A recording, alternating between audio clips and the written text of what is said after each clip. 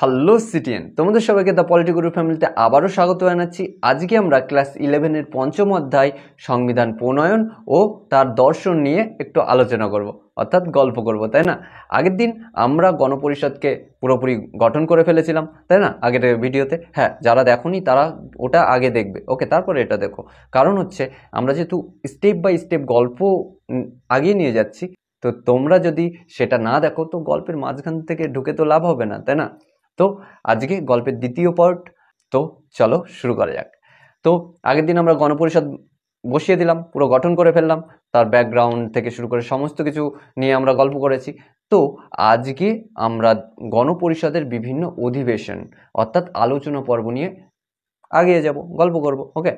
তো দেখো, গণপরিষদের টোটাল অধিবেশন বসেছিল, অফিসিয়াল অধিবেশন বলতে পারো 11টা। তারপরে একটা জানুয়ারি মাসে শেষ অধিবেশন বসেছিল, ওটা 11 না, ওটা ধরলে 12টা অধিবেশন হয়ে যাবে, ওকে। তো প্রথম অধিবেশন কবে বসে এটা আমরা আগের ভিডিওতেও বলেছি, সেটা বসেছিল 9ই ডিসেম্বর 1946 সালে, এবং কবে পর্যন্ত চলেছিল সেটি চলেছিল 23শে ডিসেম্বর 1946।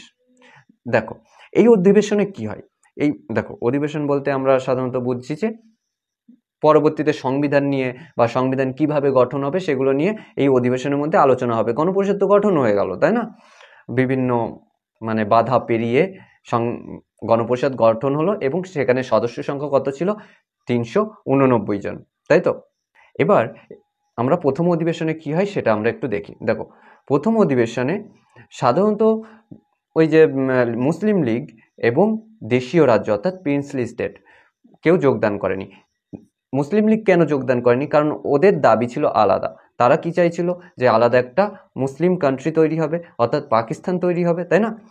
যেরকম মোহাম্মদ আলী জিন্নাহ সেটা দাবি করেছিল। অনেকে গান্ধীজিকে দোষ দেয়, অ্যাকচুয়ালি গান্ধীজির কোনো দোষই ছিল না, ওকে। কিছু লোক রয়েছে অশিক্ষিত, আমরা বলতে পারি, ওকে।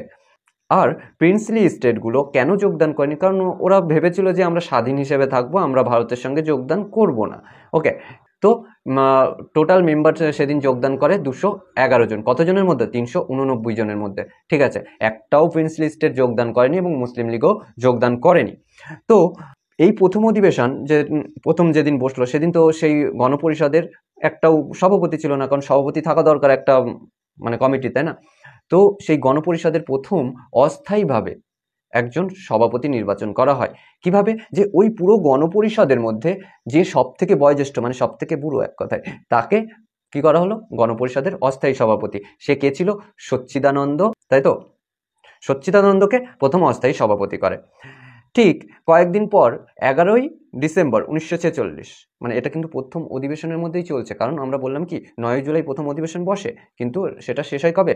9ই জুলাই বলছি, 9ই ডিসেম্বর, এবং সেটি শেষ হয় কবে? 23শে ডিসেম্বর, তাই না? তো এই প্রথম অধিবেশনের মধ্যেই 11ই ডিসেম্বর কি হয়? গণপরিষদের স্থায়ী সভাপতি নির্বাচন করা হয়। কাকে করা হয়? ডক্টর রাজেন্দ্র প্রসাদকে। তিনি পরবর্তীতে ভারতের প্রথম রাষ্ট্রপতি হিসেবে নির্বাচিত হয়, ওকে। এবং ঠিক তার দুদিন পরে 13ই ডিসেম্বর কি হয়?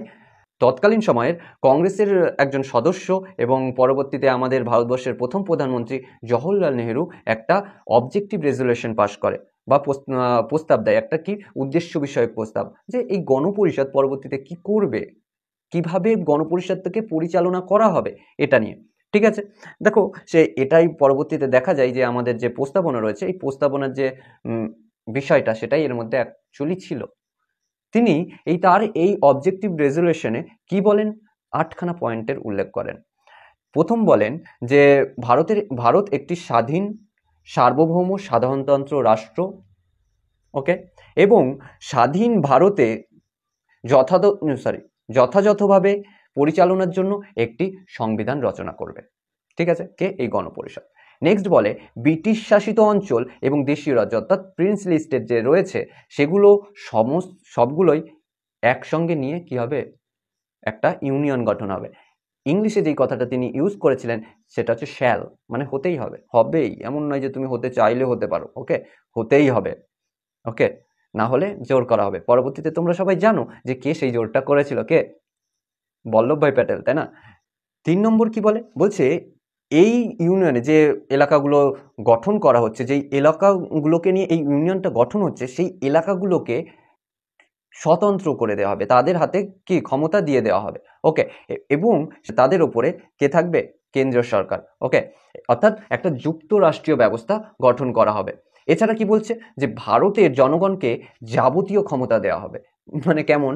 এই যে ভোট প্রদান করা, মানে ভারতে যা আইন প্রণয়ন হবে সেটা তার মূল উৎস হবে জনগণ, কোনো কোর্ট বা কোনো সরকার বা কোনো প্রধানমন্ত্রী বা কোনো বিজনেসম্যান নয়।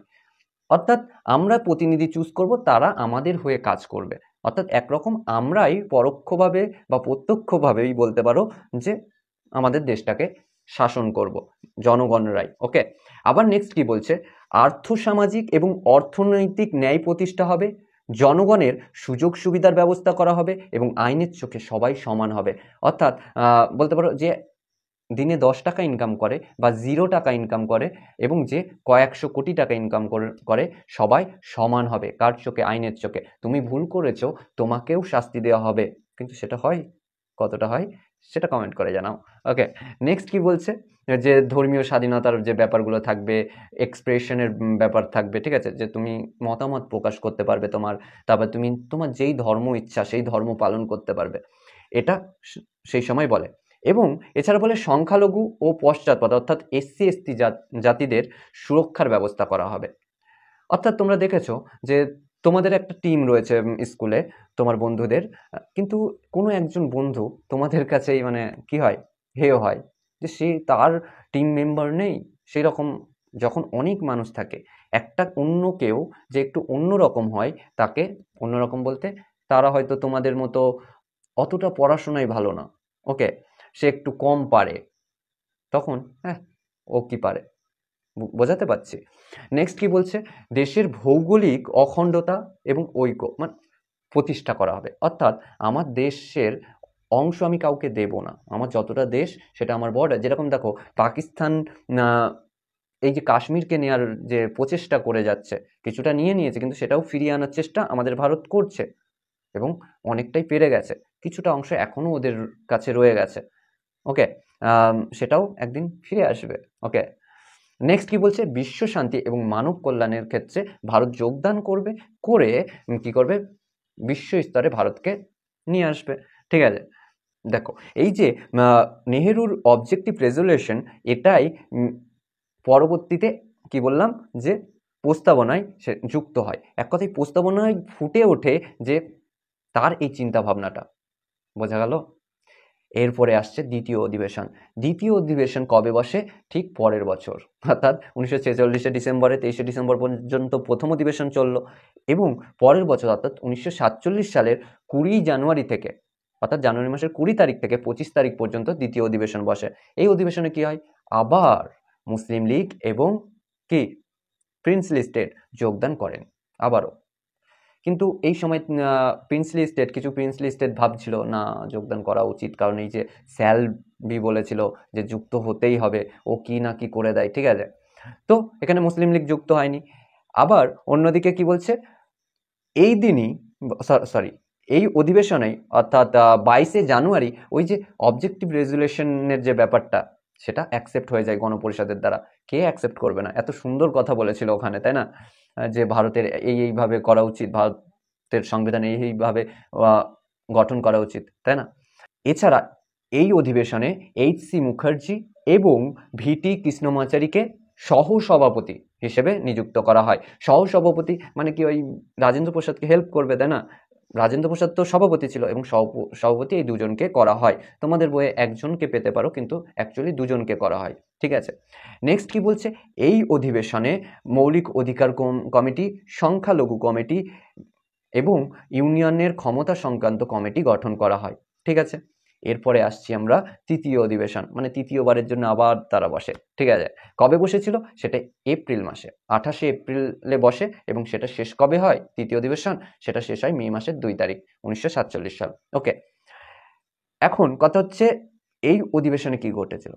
মুসলিম লীগ আবারও যোগদান করেনি, কিন্তু 6টি প্রিন্সলি স্টেট অর্থাৎ দেশীয় রাজ্য এখানে যোগদান করে। ওই বললাম ভাবা শুরু করেছিল, ভয় পেয়ে গেছিল কি না কি করে দেয়, তাই না। আচ্ছা, একটা কোশ্চেন করি, বলো তো, প্রিন্সলি স্টেট থেকে যে সমস্ত সদস্য এসেছিল তারা নির্বাচন হয়ে এসেছিল নাকি মনোনীত হয়ে এসেছিল? কমেন্ট করে জানাও। ওকে, দেখো, এবং এই যে তৃতীয় অধিবেশনে 6টি কি হলো? প্রিন্সলি স্টেট যোগদান করলো এবং পরবর্তীতে কি হলো, এই অধিবেশনেই ইংরাজি এবং হিন্দি ভাষায় যে সংবিধান রচনা হবে এই প্রস্তাবটাও গৃহীত হলো। ইনিশিয়াল পিরিয়ডে মানে প্রথম দিকে কি হয়, শুধুমাত্র ইংরাজিতেই এটা গঠন করার কথা বলা হয়েছিল, কিন্তু পরবর্তীতে হিন্দির কথাও আসে। ওকে, এছাড়া ওই যে সংখ্যালঘু উপদেষ্টা কমিটি ছিল এবং ইউনিয়নের ক্ষমতা সংক্রান্ত কমিটি, এই কমিটি বিভিন্ন রিপোর্ট পেশ করে এই অধিবেশনে, সেই রিপোর্ট নিয়েও একটু আলোচনা হয়। ক্লিয়ার? তৃতীয় অধিবেশন। এবার তৃতীয় অধিবেশন তো শেষ হলো, এর মধ্যেই চতুর্থ অধিবেশন বসার আগে একটা ঘটনা ঘটে যায়, সেটা হচ্ছে লর্ড মাউন্টব্যাটেন ভারতে আসে এবং তিনি এসে 3 জুন মানে জুন মাসের 3 তারিখ তিনি একখানা প্ল্যান নিয়ে আসে। কি প্ল্যান? বলে এই প্ল্যান অনুযায়ী যে ভারতকে দুটো ভাগে ভাগ করা হবে। কি? একটা হবে পাকিস্তান আর একটা হবে ভারতবর্ষ, স্বাধীন ভারত, স্বাধীন পাকিস্তান। ওকে, এখন মুসলিম লীগ খুশি হয়ে গেল, ঠিক আছে। আর দেখো, এর আগে কিন্তু বেশ কিছু কারণ রয়েছে যে ভারত ভাগের। এক হচ্ছে তারা গণপরিষদে যোগদান করেননি, আরেকজন করেননি জানো, সে গান্ধীজি থাকতেই চাইনি, বলছে আমি বলে দিচ্ছি তোমরা করো। ওকে, এছাড়া মুসলিম লীগ মানে সে ফালতু দেশের ওপরে মানে একরকম গুন্ডামি করে বেড়াচ্ছিল। ওকে, তো এই কারণেই সাধারণত ভাগ করা হয়েছিল, আরও একাধিক কারণ রয়েছে। ওকে, এছাড়া ভারত এবং পাকিস্তানের জন্য আলাদা সংবিধান সভা হবে। দেখো, ভারতের সংবিধান সভা তো অলরেডি তৈরি হয়ে গেছিল এবং এখানে বলতে চাইছি যে ভারতের তো আলাদা হয়েছে, যেখানে মুসলিম লীগ ছিল। এখন যেহেতু আমরা ভারতকে ভাগ করছি, তো পাকিস্তানের জন্য আলাদা গণপরিষদ বা বলতে পারো সংবিধান সভা তৈরি হবে এবং বলছে পাঞ্জাব এবং বাংলাকে দুটো দেশের মধ্যে ভাগ করে দেওয়া হবে। ওই যে আগে পূর্ব পাকিস্তান ছিল, বর্তমানে যেটা বাংলাদেশ, সেটা একসময় কিন্তু পাকিস্তানের অংশ ছিল এবং আমাদের দেশের পাঞ্জাবেরও কিছু অংশ এখনো পাকিস্তানের মধ্যে রয়েছে, সেটা তার ভাগের মানে সেই সময় যে অনুসারে ভাগ করেছে সেইটা। ওকে, এছাড়া কি বলছে, ক্ষমতা হস্তান্তর করা হবে কবে? 1947 সালের 15ই আগস্ট ভারতকে ভারতের ক্ষমতা দিয়ে দেওয়া হবে। ওকে, যখন এইসব ঘটনা ঘটলো এরপরে চতুর্থ অধিবেশন বসানো হলো। দেখো, মাউন্টব্যাটেন পরিকল্পনা কবে? 3 জুন। এরপরে চতুর্থ অধিবেশন বসেছিল কবে? 14ই জুলাই এবং সেটি শেষ হয়েছিল কবে? 31শে জুলাই 1947 সালে।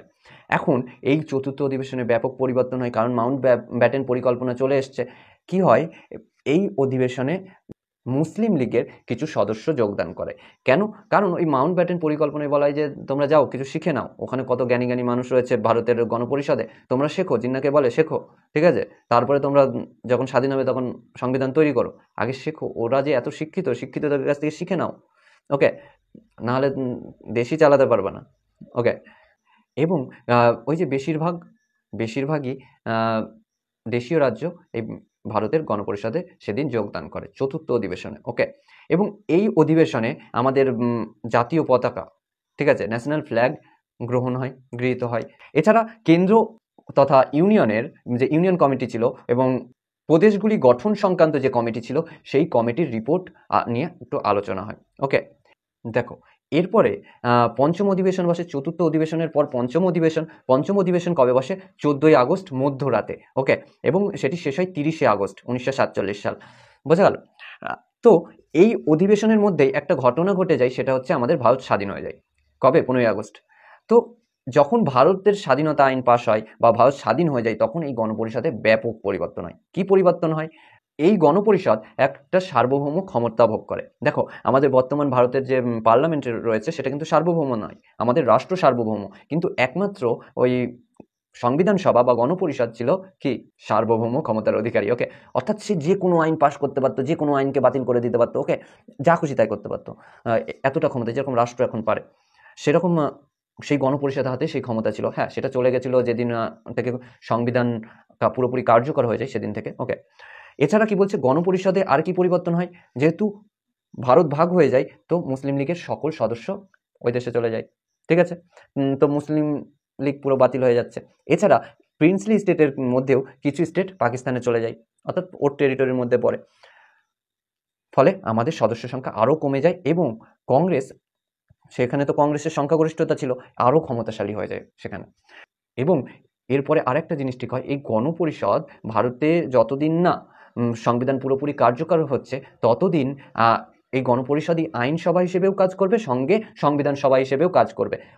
কিন্তু এই কথাটা বুঝবো কখন? বলছে যখন এই সভার, এই সংবিধান সভার যে মিটিং বসবে, সেই মিটিংয়ে যখন জিভি মভলঙ্কর সভাপতিত্ব করবেন তখন সেটা আইনসভা হিসেবে কাজ করবে, আর যখনই রাজেন্দ্র প্রসাদ সভাপতিত্ব করবেন তখন সেটা সংবিধান সভা হিসেবে কার্যকর হবে। অর্থাৎ এই গণপরিষদ সংবিধানও প্রণয়ন করবে এবং আইন সভা হিসেবেও কাজ করবে, ঠিক আছে। এবং বলে রাখি যে এই যে বললাম মুসলিম লীগের সদস্য চলে গেল এবং প্রিন্সলি স্টেটেরও কিছু সদস্য চলে গেল, তো সেই গণপরিষদের সদস্য 389 থেকে কমে কত হয়ে যায় 299, ঠিক আছে।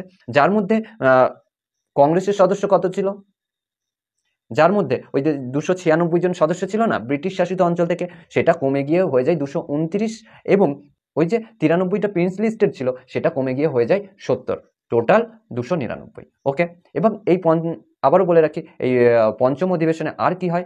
এই অধিবেশনে 29শে আগস্ট ডক্টর বি আর আম্বেদকরের সভাপতিত্বে গঠন করা হয় খসড়া কমিটি। ওকে, এছাড়া বিভিন্ন আগে যে সমস্ত কমিটি গঠন হয়েছে সেই কমিটির দেয়া রিপোর্ট নিয়ে বিস্তারিত আলোচনা করা হয় এই পঞ্চম অধিবেশনে। তো এই পঞ্চম অধিবেশনে অনেক কিছু চেঞ্জ হয়, এই জিনিসটা গুলিয়ে ফেলো না। এর মধ্যে যদি কোনো প্রবলেম থাকে তোমরা নিশ্চয়ই কমেন্ট করো, আমাকে করে জানাও, আমি উত্তর দেবো, নিশ্চয়ই দেবো। ওকে, এখন এই পঞ্চম অধিবেশনের পরে ষষ্ঠ, সপ্তম, অষ্টম, নবম, দশম এবং 11তম অধিবেশনে আর কিছু বলার নেই, কারণ এই অধিবেশনে এই খসড়া কমিটি যে খসড়া প্রদান করে, যে খসড়া নিয়ে আসে, সেই খসড়া নিয়েই আলোচনা হয়। এখন কোশ্চেন হচ্ছে খসড়া কি? খসড়া হচ্ছে, ধরো তুমি একটা সংবিধান তৈরি করছো, তার একটি রাফ মানে রাফ অবস্থা, ঠিক আছে।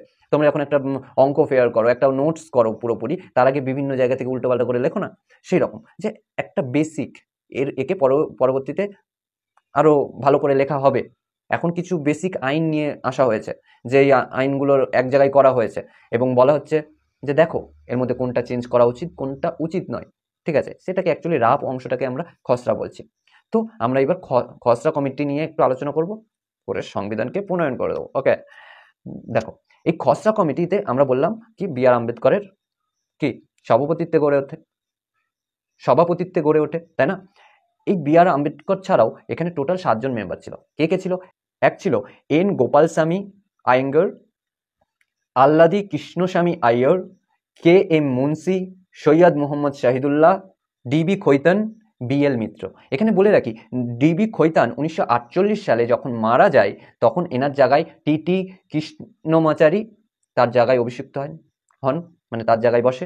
এছাড়া বি এল মিত্র যে ছিল তার যখন সদস্যপদ বাতিল হয়ে যায় তখন এন মাধব রাও তার জায়গায় বসে। ওকে, তো এই খসড়া কমিটি তার কাজ শুরু করে দিয়েছে, তার খসড়া তৈরি করা। তো তিনি কি করে, এই খসড়া কমিটি 1948 সালের ফেব্রুয়ারি মাসের মধ্যে প্রথম খসড়া প্রদান করে এবং তারপরে 8 মাস সময় দেয় ভারতীয় জনগণকে, সবাইকের কাছে পাঠানো হয়, যে ওপেন করে দেওয়া হয় যে এই দেখো আমাদের সংবিধান এমন হতে পারে। ওকে, তো সবাই প্রচুর মানে দেখে বলে না এই জিনিসটা চেঞ্জ করা উচিত, এটা চেঞ্জ করা উচিত, কয়েক হাজার পরিবর্তনের কথা বলা হয়, ঠিক আছে। তো আবারও তারা বেশ কিছুদিন কাজ করার পর তারা নভেম্বর মাসে 1948 সালের নভেম্বর না, অক্টোবর মাসে কি করে তাদের দ্বিতীয় খসড়া প্রদান করে এবং তারা প্রায় সময় নেয় 141 দিন, অর্থাৎ 6 মাস মতো, ঠিক আছে। 6 মাসের থেকে একটু বেশি, প্রায় 6 মাস বলছি আমরা, 6 মাস ধরে রাখো, 6 মাসের থেকে একটু বেশি যেহেতু হচ্ছে, ঠিক আছে। এরপর পরবর্তী যে অধিবেশন বসে সেই অধিবেশনে এই খসড়া নিয়ে আলোচনা শুরু হয়। দেখো প্রথম যে খসড়া তারা পেশ করে সেই খসড়ায় 315টি ধারা ছিল এবং 13টি তফসিল ছিল বা শিডিউল ছিল। ওকে, দেখো পরবর্তীতে যেটা 95টি ধারায় পরিণত হয় এবং 8টি তফসিল হয়, মানে ওই যে খসড়া সংশোধনের পর। এখন এখানে একটা জিনিস বলে রাখা ভালো যে সংবিধান সভার সব থেকে উজ্জ্বল তারকার মধ্যে একজন ছিল এই যে বি আর আম্বেদকর, এবং তাকে কেন সংবিধানের জনক বলা হয় জানো? এই যে খসড়া কমিটি হয়, খসড়া কমিটির পরে যে বহুদিন ধরে অক্টোবরের পর থেকে বলতে পারো যে একভাবে যে অধিবেশন বসা শুরু করে, এছাড়া খসড়া তৈরি থেকে শুরু করে একেবারে সংবিধান 26শে নভেম্বর পর্যন্ত উনি দিন রাত খেটে গেছে, ঠিক আছে। কেমন খেটেছে বলছে, উনি যেহেতু সভাপতি ছিল খসড়া কমিটির, যখন প্রথম পাঠ, দ্বিতীয় পাঠ, তৃতীয় পাঠ করা শুরু হয় সেই খসড়ার, মানে কি সংবিধান সবার সামনে, তো সবাইকার সামনে তো সেই খসড়াটা পেশ করতে হবে, তো তিনি ওটা পড়ে শোনাচ্ছে, 315টা ছিল তখন, পড়ে শোনাচ্ছে এবং সেগুলোকে এক্সপ্লেইন করছে এবং তাদের সেগুলো তো আর বসে পড়তে পারে না, ইভেন দাঁড়িয়ে পড়েছে, এরকমও কোথাও কোথাও পাওয়া গেছে যে তিনি সবাইকার সামনে সেটাকে ব্যাখ্যা করেছেন এবং কেন সেটা আইনে ঢোকানো হয়েছে সেগুলোও বলেছেন। হ্যাঁ, খসড়া কমিটি নিশ্চয়ই কাজ করেছিল অন্যান্য কমিটির দেওয়া রিপোর্টের অনুযায়ী, ঠিক আছে, কিন্তু এই যে তার যে এত খাটনি, এত যে কষ্ট করেছে তিনি এই জনগণের জন্য এবং তার বিশেষ করে তার জাতির জনগণের জন্য, তাই জন্যই অ্যাকচুয়ালি তাকে ভারতের বলতে পারো একরকম সংবিধানের জনক বলা হয়, ঠিক আছে, সে কখনো আলাদা আমরা আলোচনা করব। আর হ্যাঁ, বলে রাখি শেষমেশ কি হয়, 26শে নভেম্বর সেই খসড়া পুরোপুরি সংশোধন করা হয়, করার পরে 26শে নভেম্বর সেই খসড়াকে গণপরিষদ অ্যাকসেপ্ট করে নেয়, ঠিক আছে। প্রথম, দ্বিতীয়, তৃতীয় অনেকবার পাঠ করে। পাঠ বলতে আমরা বললাম যে ওই যে পড়ে শোনানো, তারপরে ওখানে যা পরিবর্তন করা সেগুলো পরিবর্তন করা। এর আগে আবার সেই সংশোধনের যে প্রস্তাব আসে, যে প্রায় কয়েক হাজার, প্রায় 7 থেকে 8 হাজার প্রস্তাব এসেছিল যে এই এত এত জিনিস তোমাকে পরিবর্তন করতে হবে, এই আইনটা ভালো নয়, এই আইনটার জায়গায় এটা করো, সাজেশন এসেছিল। সেগুলো নিয়ে তারা যে দ্বিতীয় খসড়া তৈরি করে, তারপর দ্বিতীয় খসড়ার পাঠ শুরু হয়, প্রথম, দ্বিতীয়, তৃতীয় পাঠ শুরু হচ্ছে, ওকে। এবং সেটা সর্বশেষ পাঠের পরে তারা কি করে, 26শে নভেম্বর 1949 সালে সেই সংবিধান গৃহীত হয়ে যায় গণপরিষদে এবং সেখানে সংবিধান সভার সভাপতি রাজেন্দ্র প্রসাদ সহ 284 জন স্বাক্ষর করে, ঠিক আছে। বলছে না, পাশ করে দিলাম, এই সংবিধানই ফাইনাল সংবিধান, পারফেক্ট সংবিধান, এর থেকে পারফেক্ট সংবিধান আর হতে পারে না, ঠিক আছে, শেষ। আর হ্যাঁ, ওই যে আগে আমরা বললাম বিভিন্ন অধিবেশন বসছিল, ওই অধিবেশনগুলোকে নিয়ে পার্টিকুলারলি আমরা কোনো আলোচনা করলাম না, এই কারণে শুধু ওই দিনগুলোতে এই খসড়া কমিটি প্রদত্ত যে খসড়া, সেই খসড়ার বিভিন্ন ধারা উপধারা নিয়ে আলোচনা করা হয়েছিল, ওকে। তো প্রায় এই সংবিধান সভা সংবিধান প্রণয়নের সময় নেয় 2 বছর 11 মাস 18 দিন, ওকে। এবং শেষমেশ 26শে নভেম্বর সেটা অ্যাকসেপ্ট হচ্ছে গণপরিষদ দ্বারা এবং পুরো ভারতবর্ষের জন্য কার্যকর হচ্ছে 26শে জানুয়ারি 1950 সালে। এখন এই 26শে জানুয়ারি আমরা কি করছি, প্রজাতন্ত্র দিবস হিসেবে পালন করছি। আরেকটা প্রশ্ন এখানে তোমাদের মনে জাগতেই পারে, দাদা 26শে জানুয়ারি কেন, এতদিন ওয়েট কেন করলো? তারা তো 26শে নভেম্বর থেকেই করে দিতে পারতো, কারণ সেদিন তো সংবিধান পুরোপুরি অ্যাকসেপ্ট হয়ে গেছে গণপরিষদের দ্বারা, পারফেক্ট সংবিধান তৈরি হয়ে গেছে। দেখো, এটা জানতে গেলে একটু আমাদের অনেক পেছনে যেতে হবে। সেটা হচ্ছে 1930 সালে লাহোরে জাতীয় কংগ্রেস সর্বপ্রথম স্বরাজের একটা দাবি জানায় এবং তারা ভারতবর্ষকে সেদিন থেকে 1930 সালের 26শে জানুয়ারি স্বাধীন বলে ঘোষণা করে দেয় এবং তারপরের বছর, যেগুলো বছর কেটেছে, প্রতি বছর তারা ভারতের স্বাধীনতা দিবস পালন করত এবং সেই দিনটাকেই স্মরণ করার জন্য অ্যাকচুয়ালি এই 26শে জানুয়ারি দিনটাকেই বেছে নেওয়া হয়েছে, ওকে। এবার নেক্সট আমরা আরেকটা জিনিস বলে রাখি, সেটা হচ্ছে এই যে সংবিধান সভায় বিভিন্ন কমিটি ছিল, ওকে। কমিটিগুলো নিয়ে আমরা খুব একটা বেশি আলোচনা করব না, শুধু একটু বলে রাখি এখানে একাধিক কমিটি ছিল, ছোট ছোট কিছু কমিটি ছিল, কিন্তু সব থেকে গুরুত্বপূর্ণ 8টা কমিটি ছিল, যেটা আমি ব্যাকগ্রাউন্ডেও দিয়ে দেবো, একবার বলেও রাখি। দেখো, প্রথমে এই 8খানা কমিটি সাধারণত 4 জনের মধ্যে ভাগ করা ছিল। একজন ছিল জওহরলাল নেহেরু, তার আন্ডারে 3খানা কমিটি ছিল, মানে তিনি সেই 3টি কমিটির মানে প্রধান ছিলেন, সভাপতি ছিলেন। কি কি তার আন্ডারে ছিল? কেন্দ্রীয় ক্ষমতা সংক্রান্ত কমিটি, 2 হচ্ছে কেন্দ্রীয় সংবিধান সংক্রান্ত কমিটি, আর আরেকটা হচ্ছে রাজ্যের ক্ষমতা সংক্রান্ত কমিটি, ওকে। এছাড়া রাজেন্দ্র প্রসাদের আন্ডারে 2টো ছিল, একটা হচ্ছে কার্যনির্বাহী কমিটি আর একটা হচ্ছে কার্য বিবরণী কমিটি, ঠিক আছে। বি.আর. আম্বেদকরের আন্ডারে ছিল খসড়া কমিটি, আর বল্লভভাই প্যাটেল তার আন্ডারে ছিল রাজ্যের সংবিধান সংক্রান্ত কমিটি এবং মৌলিক অধিকার ও সংখ্যালঘু ও উপজাতিদের যে এলাকা ছিল, অধ্যুষিত এলাকা, সেই এলাকা সংক্রান্ত কমিটি, ওকে। এই কজনের মধ্যে এই কমিটিগুলো ভাগ ছিল, ওকে, বোঝা গেল? দেখো, আশা করি বোঝা গেছে। কিছু কোশ্চেন থাকলে নিশ্চয়ই জিজ্ঞাসা করবে। আজকের গল্প এখানেই শেষ। তো পরের গল্প অর্থাৎ সংবিধানের দর্শন নিয়ে আমরা নেক্সট ক্লাসে আলোচনা করব পার্ট 3-তে। আশা করি ওটাই হয়তো লাস্ট হবে। দেখো, আমরা অনেকটা বড় হয়ে যাই, তো তাই জন্য একদিনে করতে পারি না, নাহলে করাই যায়। অনেকের অধৈর্য লেগে যেতে পারে, ঠিক আছে। তো আজকে এই পর্যন্তই, সঙ্গে থাকার জন্য ধন্যবাদ। বন্ধুদের কাছে শেয়ার করো, ওকে, আর সাবস্ক্রাইব করতে ভুলো না।